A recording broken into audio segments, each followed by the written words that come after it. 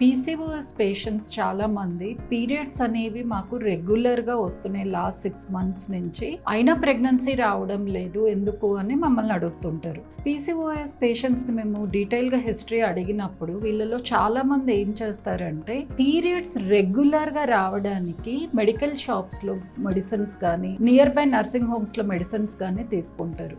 ఈ మెడిసిన్స్ని progesterone tablet అంటాము. దీంతో ఏమవుతుంది, గర్భసంచి పొర అనేది షెడ్ అయ్యి వీళ్ళకి ఎవ్రీ మంత్ పీరియడ్ అనేది కరెక్ట్గా వస్తుంది. కానీ మనకి ప్రెగ్నెన్సీ రావాలంటే వీళ్ళకి మెయిన్గా ప్రాబ్లం ఎక్కడ ఉంటుంది, ఎగ్ గ్రోత్ అయ్యి ఓవులేషన్ కావడంలో.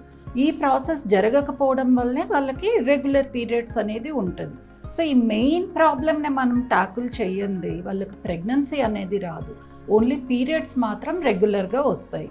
సో ఈ పేషెంట్కి అలానే పీసీఓఎస్తో ఇర్రెగ్యులర్ పీరియడ్స్ ఉంటే మనం ఓవులేషన్ ఇండక్షన్ అనే సింపుల్ ట్రీట్మెంట్ ఇచ్చాం. దాంతో ఈ స్క్రీన్లో చూస్తున్నారా మీరు, ఒక గుడ్ సైజ్ ఫాలికల్ మంచి ఎగ్ డెవలప్ అయ్యింది. సో నెక్స్ట్ స్టెప్ దీనికి ట్రిగర్ ఇంజెక్షన్ అనేది ఇచ్చి ఎగ్ రిలీజ్ చేయించడం అండ్ హస్బెండ్ అండ్ వైఫ్ని కలవమనడం చేస్తాం. దీంతోనే మెజారిటీ ఆఫ్ పీసీఓఎస్ పేషెంట్స్కి ప్రెగ్నెన్సీ అనేది కన్ఫర్మ్ అవుతుంది.